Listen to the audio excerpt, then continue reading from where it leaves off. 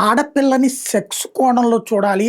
ఆమెకి సంబంధించినటువంటి వంపు సొంపులు తేరిపారా చూడాలి.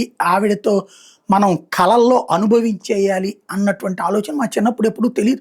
అసలు ఆడపిల్లల్ని స్కూలుకెళ్ళినప్పుడైనా, కాలేజీకెళ్ళేటప్పుడైనా మీ అక్క ఉంది గదా! మీ చెల్లుంది గదా! అని తల్లిదండ్రులు చెప్తుండేవాళ్ళు.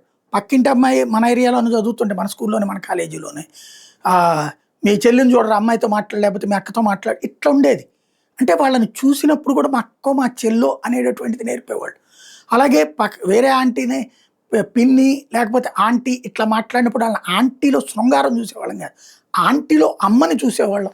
అలా నేర్పేవాళ్ళు తల్లిదండ్రులు అనేకంటే కూడా వాళ్ళు ఎలా ప్రవర్తిస్తుంటే మనం అలాగే ప్రవర్తిస్తుంటాం. ఈవెన్ ఆ రోజున ఇవాళ ఉన్న దిక్కుమాలనే టెక్నాలజీలు చేతిలో లేవు. టెక్నాలజీలు చేతిలోకి వచ్చిన తర్వాత పిల్లలకు కూడా శృంగారం అసలు మన సినిమాల్లో అయితే కనుక పూర్తిగా ఊహు అంటావా అన్నదానికి తల్లిదండ్రులు డ్యాన్సులు వేస్తున్నారు ఈ రోజున.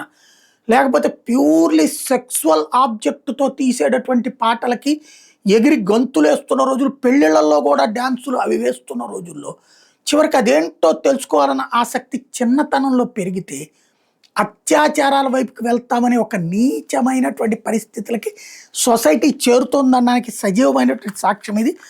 తల్లి పక్కన పడుకున్న 9 నెలల చిన్నారిని అపహరించి అత్యాచారానికి పాల్పడిన 12 ఏళ్ల బాలుని అరెస్ట్ చేసింది ఉత్తరప్రదేశ్ గోరఖ్పూర్ పోలీస్ శాఖ. కస్టడీలోకి తీసుకున్నాక మొదట బుకాయించిన పిల్లాడు ఆ తర్వాత నేరాన్ని అంగీకరించాడు. అసలు అది వెంటంటేనే గగురు పొడిచే విషయం. ఆ బాధితురాలు బంధువే. బాలుడు 3 నెలల కిందట చండీగఢ్ నుంచి గోరఖ్పూర్ సమీపంలోని గులర్హాకు వచ్చాడు. శుక్రవారం రాత్రి వాడు మందు కొట్టాడట. మందు కొట్టి బ్లూ ఫిల్ములు చూశాడట. ఉదయం తర్వాత నీలి చిత్రాలు చూసి అమానుష చర్యలకు పాల్పడ్డాడు. శనివారం ఉదయం నిద్రలేచిన తల్లి పక్కన పాప కనిపించకపోవడంతో ఆందోళనకు గురైంది. చుట్టుపక్కల వెతికితే సమీపంలోని పొలాల్లో ఉన్న రేకుల షెడ్లో రక్తం ఓడుతున్న చిన్నారి కనిపించింది.